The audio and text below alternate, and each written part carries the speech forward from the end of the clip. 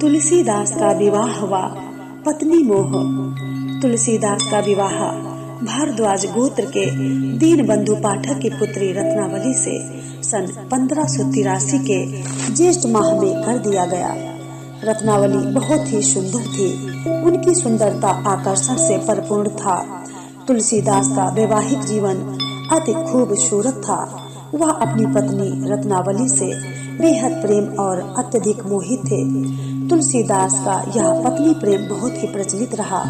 उनका प्रेम ऐसा कि लोक लाज की तमाम सीमा लांघ चुका था।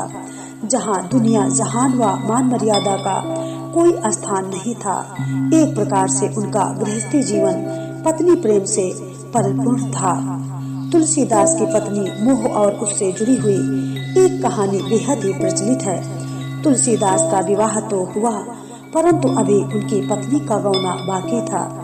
ब्याह के बाद रत्नावली अपने बड़े भाई के साथ अपने मायके चली गई। इस प्रकार पत्नी का तुलसीदास से अलग होना तुलसीदास के लिए किसी वियोग से कम नहीं था।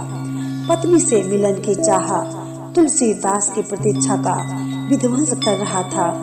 एक दिन तुलसीदास के सब्र का बांध टूटा और वह रत्नावली से मिलने निकल पड़े। रत्नावली मिलन की चाह ऐसी कि तेज वर्षा और अंधेरी रात का सुध भी नहीं रहा। जब वह एक उफनती नदी के किनारे पहुँचे तो उनको एक लाश भी लकड़ी का लट्ठा दिखाई दे रहा था। सौ को लट्ठा समझकर उफनती हुई नदी सहारे पार कर लिया। जब वे रत्नावली के घर के पास पहुँचे तो घर से सटा एक वृक्ष जिससे एक सर्प लटक रहा था। उस समय वह सर्प भी उन्हें रस्सी दिखाई दे रहा था। वह सर्प को रस्सी समझकर ऊपर चढ़ गए। जब वह रत्नावली के कमरे में दाखिल हुए तब उनकी पत्नी उन्हें देख उन्हें लोक लाज का दुहाई देते हुए उन्हें जाने को कहा, परंतु तुलसीदास जी रत्नावली को अपने साथ चलने के लिए निरंतर आग्रह करते रहे। बाद में रत्नावली बेहद क्रोधित मन से धिक्कारते हुए बोली, देह याहता सो ऐसी प्रीत, राम से तो काहे भवभीत।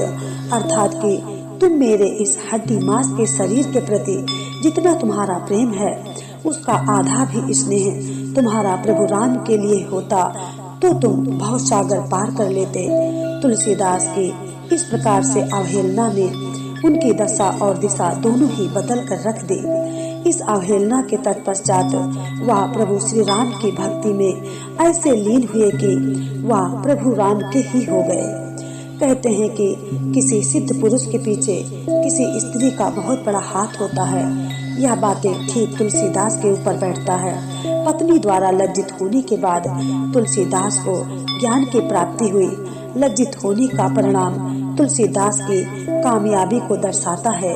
उनके द्वारा रचित ग्रंथों की संख्या 39 बताई जाती है, जिसमें सबसे बड़ा रामचरितमानस विश्वविख्यात ग्रंथ है। रामचरितमानस जैसे महाकाव्य की रचना के लिए संपूर्ण विश्व तुलसीदास का लोहा मानता है। पत्नी के कड़वे बोल ने प्रभु श्री राम से मिलन कराया।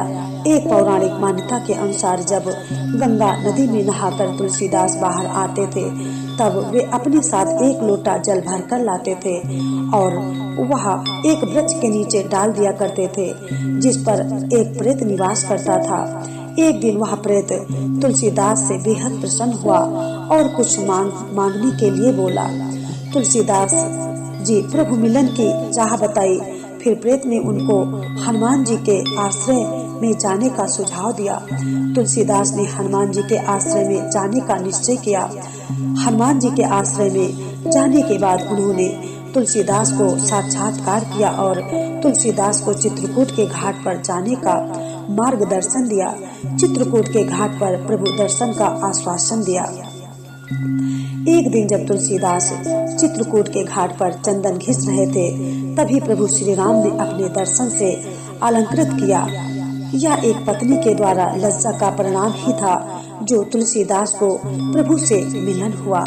तुलसीदास की पत्नी प्रेम में प्रभु राम से मिलन कराने का कार्य किया। रामचरितमानस व अन्य महाकाव्य की रचना के लिए प्रेरित भी किया। तुलसीदास ब्रज और माधवी भाषा में विविध प्रकार के दोहे चौपाई विधा का उपयोग करते हुए उन्होंने गीतावली, दोहावली और कवितावली की भी रचना की। उनके इस महान रचनाओं में बरवे रामायण, पार्वती मंगल, जानकी मंगल, हनुमान चालीसा, संकट मोचन, हनुमाष्टक की रचनाएं एक स्त्री के कारण मिलने वाली सफलता का प्रमाण देता है। बोलो जय श्री राम।